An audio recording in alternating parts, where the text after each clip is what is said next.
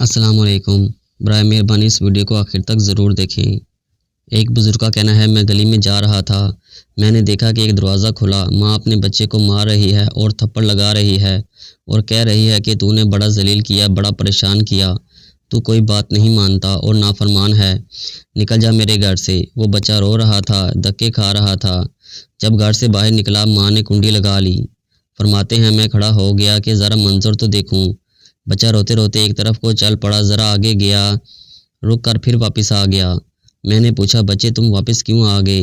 کہنے لگا کہیں اور چلا جاؤں، پھر خیال آیا کہ مجھے دنیا کی ہر چیز مل سکتی ہے پر مجھے ماں کی محبت نہیں مل سکتی، اس لیے واپس آ گیا ہوں۔ مجھے محبت ملے گی اسی در سے ملے گی۔ کہتے ہیں بچہ بات کر کے وہیں بیٹھ گیا، میں بھی وہیں بیٹھ گیا۔ بچے کو نیند آ گئی، اس نے اسی دہلیز پر سر رکھا اور سو گیا۔ کچھ دیر گزری، ماں نے دروازہ کھولا، بیٹے کو دیکھا دہلیز پر سر رکھ کے سو رہا ہے۔ ماں نے اٹھایا، کیوں دہلیز پر سر رکھ کے سو رہے ہو؟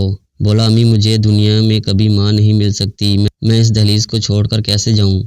فرمایا بچے کی بات سن کے ماں کی آنکھوں میں آنسو آ گئے، بچے کو سینے سے لگا لیا اور بولی میرے بیٹے جب تیرا یقین ہے کہ اس گھر کے سوا تیرا کوئی گھر نہیں، پھر کیوں ستاتا ہے، کہنا نہیں مانتا؟ میرا در کھلا ہے، آجا میں نے تیری غلطیوں کو معاف کر دیا۔ فرماتے ہیں جب گناہ گار بندہ اپنے رب کے دروازے پر اسی طرح آتا ہے، رب کریم میری خطاؤں کو معاف کر دے، میرے گناہوں کو معاف کر دے، اے بے کسوں کے دستگیر، اے ٹوٹے دلوں کو تسلی دینے والے، اے پریشانیوں میں سکون بخشنے والی ذات، اے بے سہارا لوگوں کا سہارا بننے والی ذات، اے گناہوں کو اپنی رحمت کے پردوں میں چھپا لینے والی ذات، تو مجھ پر رحم فرما دے، مجھے در در دھکے کھانے سے بچا لے، اللہ اپنی ناراضگی سے بچا لے، پروردگار آئندہ نیکوکاری کی زندگی عطا فرما۔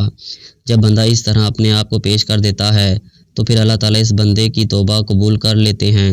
اللہ تعالیٰ ہمیں سچی توبہ کرنے کی توفیق عطا فرمائے، آمین یا رب العالمین۔ ویڈیو اچھی لگے تو چینل کو سبسکرائب ضرور کر دیں، شکریہ۔